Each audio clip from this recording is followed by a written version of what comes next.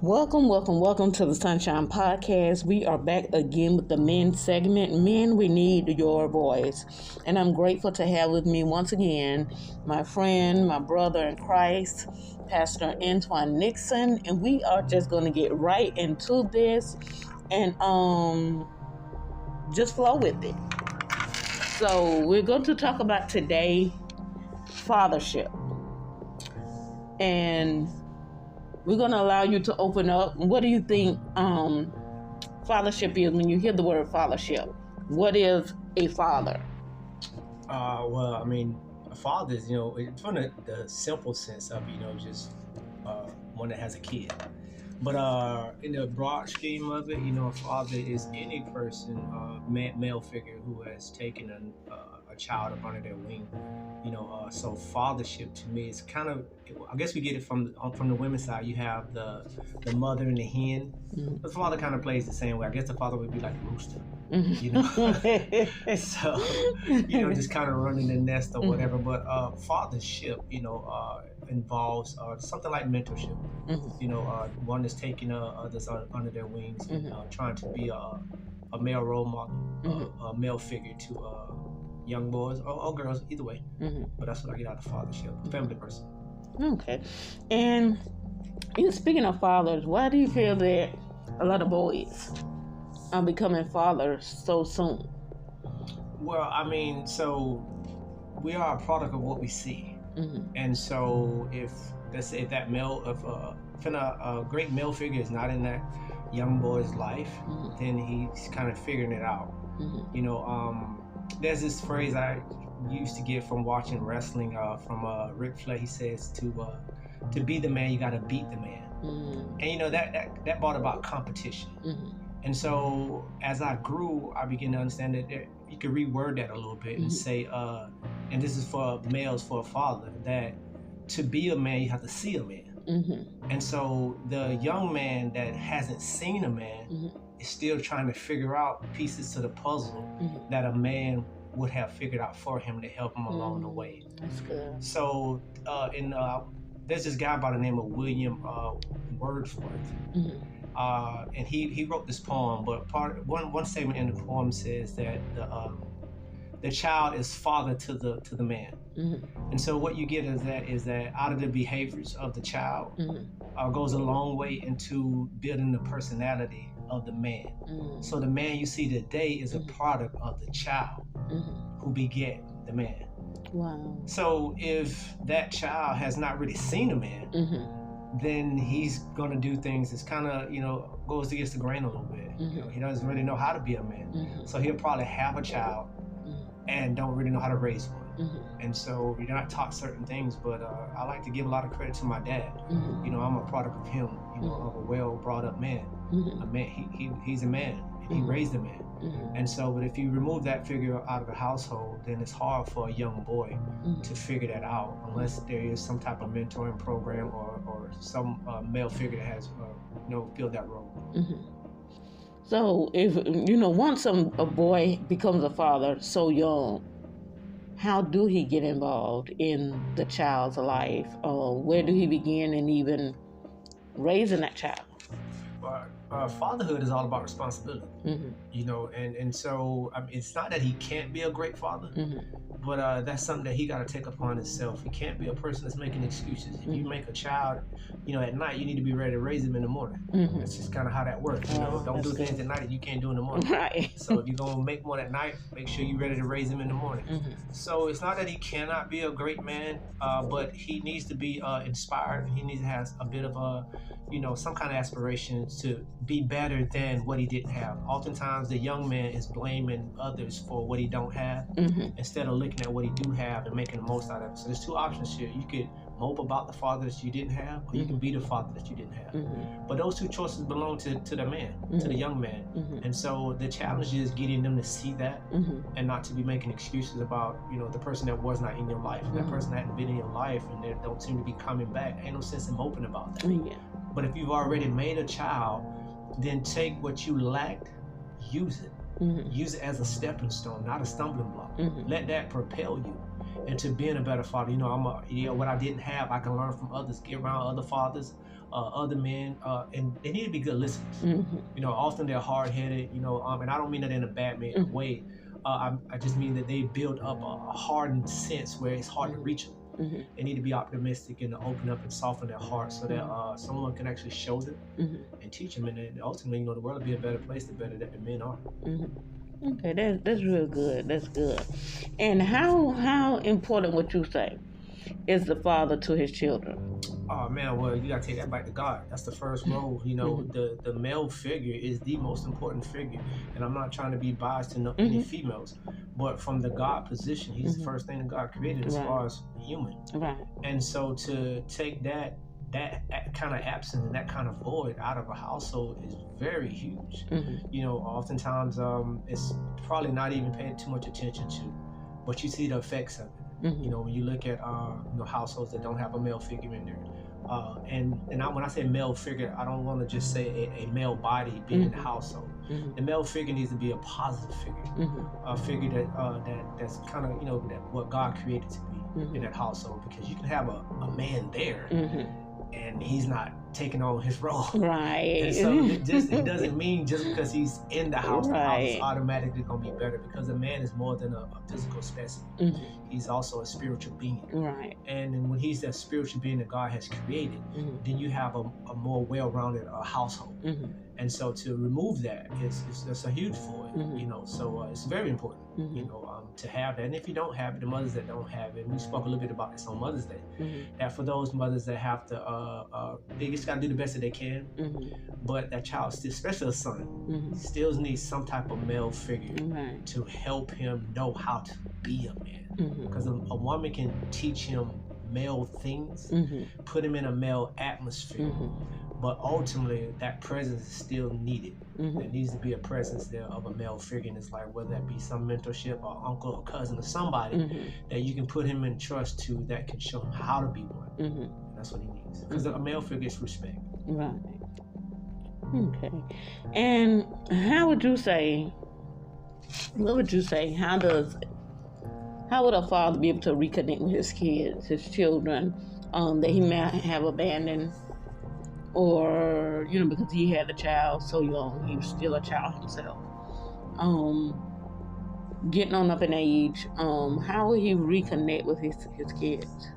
I think first and foremost, he has to remove the I wear the pants attitude. Especially when you're trying to go and reconnect to a grown man. Or one who feels he's grown because he's been the male figure in the house for so long. That may be a teenager. And so when the father comes back into his son's life, I think he needs to come back with humility, being humble. From the Bible perspective, when the prodigal child came back home, he came back humble, and the father was waiting for him. I think in the same sense, the father needs to return to his son in the same way. Though the father went out and not the son, he needs to return in the same manner. I made mistakes, come back, and seek, to reconnect. And and not like retribution or something like that. Don't go feeling like you are demanding things, but I think you need to be understanding, and you need to hear that son out.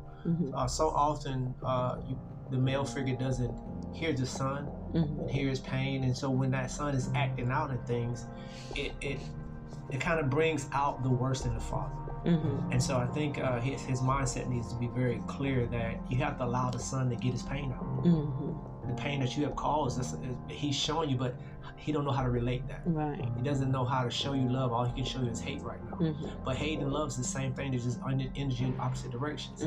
So if he's showing you hate, you got to see, like, well, is it him that's showing me, or is this his emotions that's coming out from me being away for so long? So I think it's very important that the father comes back with an understanding nature to reconnect with your son by all means, and allow him to get his emotions out.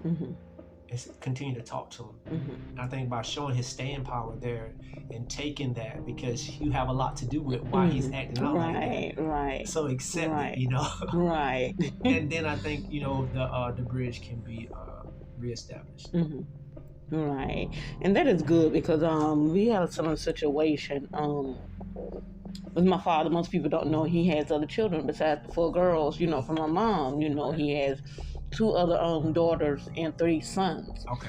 And during the time, and there's no shame or anything like that. Right. Not bashing him by all means, but he wasn't there.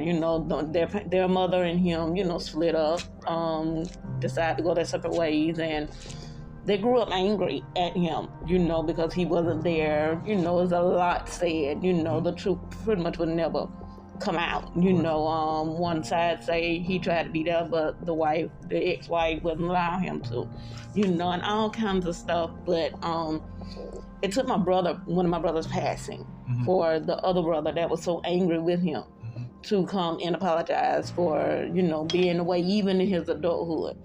And certain things he couldn't do as a child because his mother wouldn't allow him to call his father, this, that, and the third. But even in his adulthood, he still stayed away. And he blamed our father for it. But, like he had mentioned, I feel at fault some too because now I'm doing what you've done, staying away. Right. So you have the son is actually just like what I said earlier, and sometimes we don't really see this right here. That when I said that the child is the father, to the man. What that son you're talking about, he don't even realize he's actually being what he don't want to be done to him. He has become what he hates. Right. And he don't even know that, and so we can actually grow up and be hardened. Which is what I said, earlier about, being hard-headed. You're actually hardening your heart to receiving. And you never really know all the things that could keep us separated. If the woman does not want the children to see their dad, and a whole lot he can do about it unless he has already got some type of, legal status set up to be able to see his kids and things like that. But ultimately, when people get in the way and for selfish reasons, but it's always the same. The kids always suffer the most. And sadly, they can grow into adulthood with this animosity, and then animosity grows into entitlement. And then so in that entitlement, he feels like even though he's an adult, he's still waiting for a father to return to him. But the conviction is on you. I always tell people, if the conviction is in you, right or wrong, you need to be the one to go. Right. Don't sit there and wait for somebody that the conviction is not on to do. Now, they may be submissive to receiving you coming. But if you're waiting by saying, well, he the father, he the daddy, he should have come to me, you may never get that. Right. Because the conviction might not be with him. The conviction could actually be with you. And you're in a higher place to go and say, you know what, Dad, I'm sorry, I forgive you. That's the biggest thing. Forgiveness. If we can just get those words out and just say, you know what, right or wrong, okay, if my mom had something to do with it, okay, I'm an adult now. There comes a certain point where you can no longer just live off of what happened to you as a child and let that be your excuse for not making things right as an adult. And so now you're your own worst enemy. Because those same barriers that was there before, let's say if it was the mother, right? Okay, you're grown now. How long are you gonna stay with that? Like, go and see, go ask, go find out, and things like that, and that's what we have to do. You have to get rid of like the entitlement and things like that. And if you're feeling it in your heart, like you want this relationship, it's a two-way game. And that's when you have to take away your emotions and take away like right and wrong. And just say, okay, this is what I want. I want a relationship with my dad. If you really want that, then you're going to do all you can to have a relationship with your father. Whether your father was wrong for what he did or not. You're going to at least try. Now, if it doesn't work that time, at least you did your part. But if you never do your part, you cannot continue to blame your past. Your past is something that just continues to hold you captive. Then your future is this thing that give you a lot of stress about stuff. And what we miss is like operating in our now. It's the only thing that you have any real whereabout or any control to. And so if it's now that you want to do it, then you need to do it now. Like you said, it took the passing of someone. Didn't have to be that way. But it took the death of someone for the light to come on. You know what I'm saying? And so you see how much animosity we can hold. How hard our heart can be. That it took life to be taken away for us to realize how precious life is. And that, okay, every day, dad is getting older. That's and true. you still wait for dad to come back, and then one day you're gonna say, dad's gone, and now you're gonna be you're wishing you would have made those steps that you could have made. Right. But pride kind of gets in our way sometimes, and pride is just another byproduct of entitlement. So you know, it behooves me when we don't do that. You know, when we know we should do that. But the light has to come on for a person to really go when they feel like they have a right to be in a certain place and not go to the other person. But I always say, if the conviction is on you, then you should go see about that, because you don't want to be living in regret. Right. That's good. That's real good. And I guess that answered, you know, the question. The next one I was going to pretty much ask: how would a father handle the fact that if he did go to his children, you know, he wasn't in their lives when they were little, you know, and now they are grown, you know, their own families, and the father decided that, okay, you know, some things I should have did, I did, and X, Y, and Z. I'm gonna go and see if I can at least become a friend to my children. What would you say to that father that if he made that effort to try, and they just shut him out, won't forgive him, you know, don't come around, don't call me, nothing? What would you say to that father during that time, in that moment? I always tell people this: be happy with your effort. Because what another person does is not for you. You know, if all your hopes is on what another person does in the equation, you might never get the results. And so if the results is what makes you happy, then the results are also what makes you sad. But if you're always happy with your effort, then the results could never overplay those. So the father has a responsibility to say, okay, yeah, I messed up, I was in a bad place, or wherever I was at, but today I'm healthy, today I'm good, I'm gonna go back to my son, to my children, I'm gonna try to restore and rectify the situation to the best of my ability. If he receives resentment from them kids, it ain't a whole lot he can do about that, because they could be harboring some stuff and they would need some time. But if they never do it and never come around, there's nothing he can really do about it. But I think, you know, you're having the right mindset, because if you don't have the right mindset, then the father is gonna be sad, and it's gonna affect whatever household he has now. And now he's feeling, you know, some type of way because they don't want him in his life, in their life or whatever. And but when you're not on the side of the results, but you're on the side of the efforts, then you just do what your conviction tells you to do, and you can go no further than that. You know, you cannot go no further than your efforts. The results are not ours, you know, because it takes two people. So him going to speak to them, he also needs to be speaking to someone that's remorseful and willing to allow him in. I think the great thing that probably gets overlooked or missed in the prodigal child parable is that the father was ready to receive the son. Now, it could have been the other way around. He could be like, "Nah, don't come back here. You took all the stuff, you acted out, get on out my house." And we see that. You know, just the Bible gives us a good version. You know? Yeah. But in reality, in real life, everyone is always not welcoming for you to come back after you've gone and wasted all your living and, you know, and showed yourself. And, you know, like I know what they would call, especially young boys, want to be men too early, and they say, "We're smelling our musk." You know, and the father said, "Okay, well, put your pants on and go on outside if that's how you want to do it." But what you don't know is what kind of household you can come back to if you're even allowed to. You know, just to be very frank, I can recall a time where I've only had really one situation where me and my father had an out with each other. I mean, literally, to where we did not talk for years. You know, and it took my mother to rectify that. And the love that we have for her, you know, she stepped in and just said, "Hey, y'all two need to get it together." And it was really pennies, you know, it wasn't a money situation, just lessening the fact of what the dispute was about. It was really pennies. It really wasn't really nothing. But you're talking about a 20-something-year-old and a 40-something-year-old who are very prideful, who are men in their own right, and was expecting the other one do what they needed to do.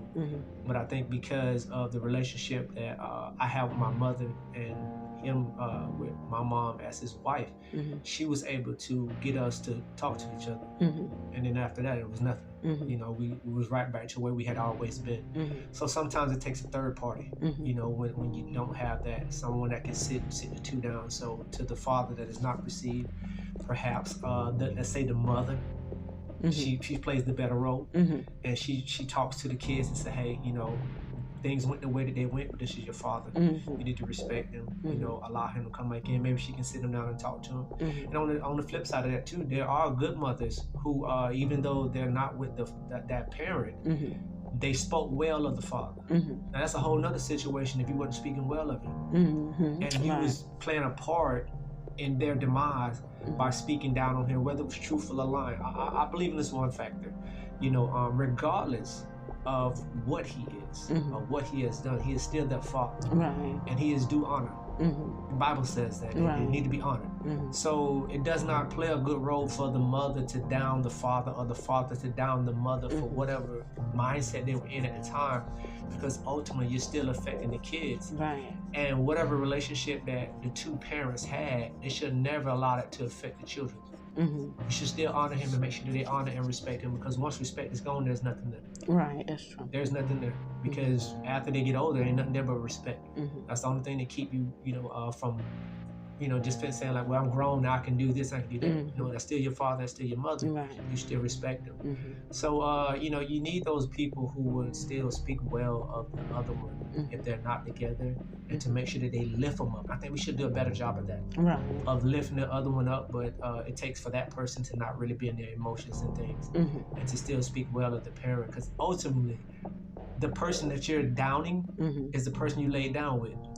True. I think you need to remember that. You know, that's true. You go dog him out or dog her out, but you lay down with it. And the Bible says that if you lay down with a harlot, you a harlot. There you go. You know, so I don't think we know how this thing really works. You know?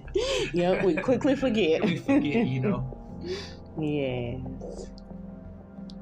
Okay, well that is it, and that is good. I'm loving this. Speak well. I love that. That runs deep. That goes deep. You know, speaking well of people. Like you say, because we forget that, you know, we once had a relationship with them, friendship with them, this, that, and the third. So now that you're not married per se anymore, friends anymore, don't stop the next one from at least having a relationship or friendship with the individual, especially when it comes to the children. Yes, I mean, think about it from a mother's perspective. Why wouldn't you really want them to have a good relationship with their father? It will help them along in life. But usually we're at a hurtful place, and we feel like if we that's how we can hurt them. But you're hurting your kids even more than you're hurting that person. You're probably hurting the man too, by keeping them away, but you're doing so much more damage to the child, and you're taking away precious time from the both of them that can never be recovered. You know, especially when it's early on, when children learn so much in their first 5 to 10 years, and then they harbor these feelings. It's hard to get away. You cannot establish those bonds again. You can only establish what's there. So, you know, speaking well of them will help with the distance. So if they're not in the same household anymore, but you can still speak of him as if he still matters or she still matters, so that the distance is only in a physical thing. But when it comes down to who the person is, they're still close. That is good. That's good, and I love that. And I love what you said about what you do at night and be prepared to do it in the morning. If you're going to do it at night, you need to. The thing is this: if you're going to make a child at night, you need to be ready to raise them in the morning. That's the thing, and that's what we do. We do it all at night, and it's like, okay, responsibility. It came from last night. So, you know, having a fresh mindset about that, you know, like which is stepping up to the plate, is what we call that. You know, if you're gonna do that, I'm not saying I recommend it. What I'm saying is, if you do that, then you need to step up to the plate. And I'll use my father again. You know, my father, you know, he quit school to make sure he raised me and my sister. You know, his last year of school, he got out, got a job and things like that. My mother was young; she was 15 when she had me. You know, my father stepped into the plate. He had to make money now. It's early, so you know, late 70s. So you know, I commend him for that. You know, he made sure that we had. And he didn't like bow down to those things, but he had to step into the plate. Right. There's no one gonna do that job for you. Exactly. And no one can do it better than you. So that's the thing about it. You know, if you're gonna do that, then own up to your responsibilities, right, and do the best you can for the child. You know, for the child's sake. Right. I'm loving this, and this is real good because it takes me back to even, you know, my relationship with my parents. Even though, you know, both parents were in the home, they were just still, you know, growing up. A lot of things I just knew wasn't right. You know, a lot of things I saw, and you know, a lot of things I heard and whatnot. And as I got older and got grown, you know, having parents like mine, and I'm quite sure yours were the same. They grew up back in those times where, you know, you do what I say, not that I do. You know, you can't say nothing. You just do what you're told to do. Right. And it was like one situation. It was like, Lord, I really need you. It's like I'm glad I learned how to pray at an early age. Great. Early age. That's good. It's like, Lord, I need for you to help me to be able to talk to them, and they listen. And then vice versa. I need you to help them to talk to me, and I listen. Because most of the time we talking at people and we're not listening. And we're not getting the understanding. And one day, you know, the Lord gave me what to do, how to go about doing it, and I was so scared. I was so scared she wasn't going to hear me, you know, because the situation happened with my mother first, then later on my father. And I walked in, you know, I was like, Mom, I need to talk to you about something, you know. She said yes. And surprisingly, she sat right there and listened. Most times it's like, you know, I want to hear it. You know, you think you know what I'm going to say before I say it. So you cut me off, you know, all this stuff. But she sat and listened.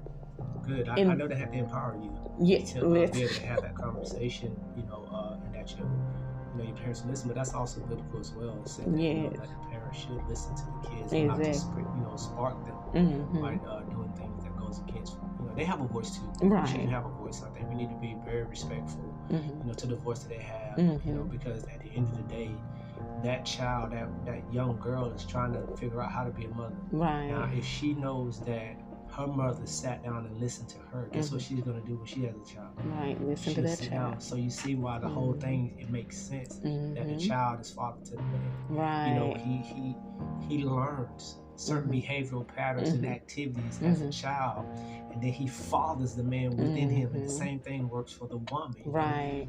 You literally father, you know, mother that daughter, and you are what you created as a child. The things that you saw as a young child, you keep those things close in heart, and then you become the woman based upon your experiences and activities, and you're literally creating your personality. So you created so much wealth there by having that conversation and empowerment to be able to utilize that in your adult life. Exactly. And then at that point, when I was done, I did understand then I had to be quiet and let her talk. Of course. So that I can understand and get the answers to my questions. Exactly. And when I let her talk, didn't interrupt anything, it's like I didn't get to understand why some things went the way it went. Why she acted the way she acted. Why did she discipline us the way she did? Because of, again, how she grew up. You know, and then my father, same thing, sat down and talked with him. He listened, surprisingly. And then I had to sit down and listen to him. And then in listening, you know, I got a better understanding why Daddy acted the way he did, or why he was never home. You know, we only saw him in the morning time he took us to school. By the time he get in from work, we in bed, getting ready for school the next day. So it's just a lot I had questions to. And they refused at one point to give me answers. But after I prayed, sought God about some things, I sat down. They listened, then I did the same thing, listen, and that what made, you know, the relationship. It brought closure to me, first of all. Got the answers I needed. I'm quite sure they got answers they needed. And our relationship became much better, but beforehand, it was like button heads, especially me and my father. It's like, I imagine, you know, I, as an adult now, you know, looking back, some of the rough things I've seen growing up with my parents, you know, what's ironic is that, you know, people talk about, you know, how well they look now and how just peaceful they are, and they just got great relationships. I was like, well, y'all were in that household, you know, I've seen some things, you know, that were very scary. But as an adult now, I realized they were young. They were young, trying to figure it out. And so I have to give them that grace right there. Exactly. You know, that they still stuck that out. Because can you imagine being young at that time, trying to raise kids, and you still a kid yourself. Exactly. Really, you haven't really figured out life in no type of way. You don't have the financial stability that you need. There's problems all around you, and then you begin to yell at the very person you love, but you're frustrated. You're not really frustrated with the person. You're frustrated with the situation that you have created, and you need a break. And so as an adult, I've learned to give people grace because they're trying to figure things out that you may have figured out. And so that could be where some of the animosity comes from, which is why I say, like, the father and the son needs to have a bit of grace for each other. Sometimes it's just what it is. When you have them young, you haven't figured out how to do it. Even animals give the same portrayal. They have animals having them young and not ready for them. Some of them abandon them because they're not ready for that. And so it takes getting into a certain mindset to become a parent or a mother or a father. And though you can have them young, doesn't mean that you're going to be a great mother because you haven't figured it out. There's things you still got to learn, and it's hard to learn when you're very young and you got a child now, and this child ain't a baby doll. You play with baby doll, now you got a real one. So that caused a lot of pressure on the household and things like that. So I'm just very grateful for the parents I have, and I know you are too. Being able to have that conversation still, and see them prosper through that, and also listen to you. I think that empowered them as well, and taught them a lesson as well as you learned one. So and the same with my parents, very humble people, and I appreciate them for the things that they taught us and the sacrifices that had to be made. Exactly. That's something that children should have to realize that there's so many sacrifices that they don't see, that's they true. don't know, that's true, that are being made on their behalf. So you got to give them some grace. And that's the word I learned even in counseling. That's a word he always used. You want it, you got to give it. You got to give it. And like you said, a lot of times we don't understand what's going on behind the scenes. That's right. On our behalf. So we want to run our mouth and flip and all this other stuff. You need to chill out, because it's all going to, in the end, work out. It will. So this was good. And I thank you all for listening in. Thank you, Pastor Nixon, for joining me again. It is always a pleasure to have you on the Men's Segment podcast. I appreciate it. Amen. So until next time, you all be blessed and be encouraged. Men, we need your voice.